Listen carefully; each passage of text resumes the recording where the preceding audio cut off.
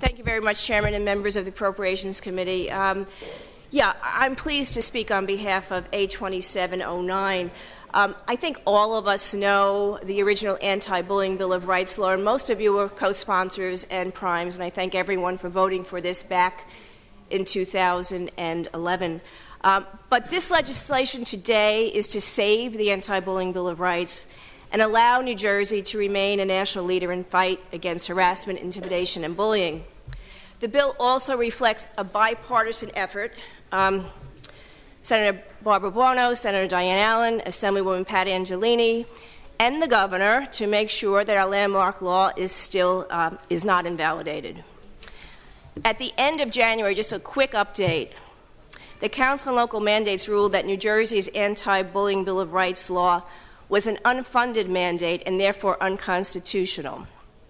The legislature was given 60 days to find a funding solution on the council, or the council would invalidate the law. So on March 27th, we will reach the end of 60 days, and fortunately we have finally found a solution that the law's prime sponsors and the governor believe that the Council on Local Mandates will accept. A2709 appropriates $1 million for the remainder of this school year and establishes a task force to enhance implementation efforts of the law. The appropriation will be distributed by the DOE to school districts that need additional financial assistance to comply with the law. The school districts will now have an opportunity to apply for the funding after they make sure that they have demonstrated that they have explored all of the free resources that are available. And we do know that the New Jersey Bar Foundation, the NJEA, the DOE, and other organizations across the state are offering training.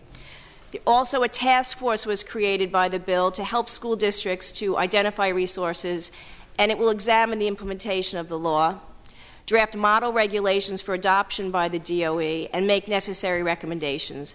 So this legislation not only saves the Anti-Bullying Bill of Rights, but it actually strengthens it by giving the school districts the extra assistance that they may need.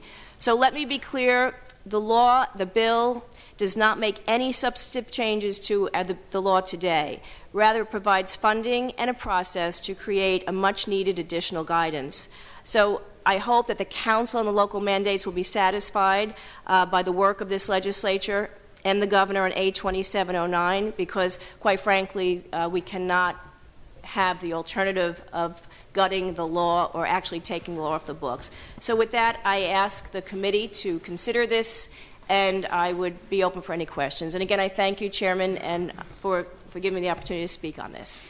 Assemblywoman, thank you. A good effort because the Council's ruling was somewhat unexpected, I know, as you worked it through the legislature and putting the structure in place. And we applaud the governor's, the executive branch's willingness to work through, find additional money for appropriation to do this. Any questions for the sponsor? Pam, a brief one, please. Sorry. Thank you, Assemblywoman, for your continual efforts on this and your openness. Just a few clarity questions. Is the $1 million an annual appropriation? It's just okay. And then in addition to that, is there distribution in terms of the appropriation towards larger school districts, smaller school districts? Thank you. I should have clarified that as well.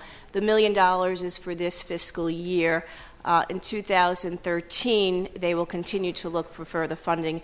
This, quite frankly, the law has been in effect for 6 months now. With any new law, there are some learning curves.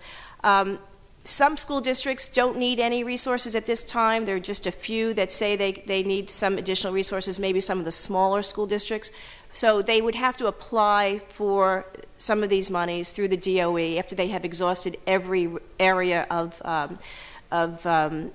ways to find those free trainings. So they will look at that carefully. It's not for every school district. They need to apply, and they must meet this criteria. And the second question was that just for this year, right? Through the chair, just another question. So can the money be appropriated to hire an individual in a school district? If they feel that's what they need to do, and if it's granted by the DOE, yes. Thank you. We'll have a roll call. On Assembly Bill 2709, Ms. Casagrande? Yes. Mr. Chisano? He's abstain. Ms. McCose? Abstain. Mr. Conaway? Yes, children will be children. Ms. Lampett? Mr. Prieto? Ms. Spencer? Mr. Barnes? Mr. Bersacelli? Yes, the bill is released.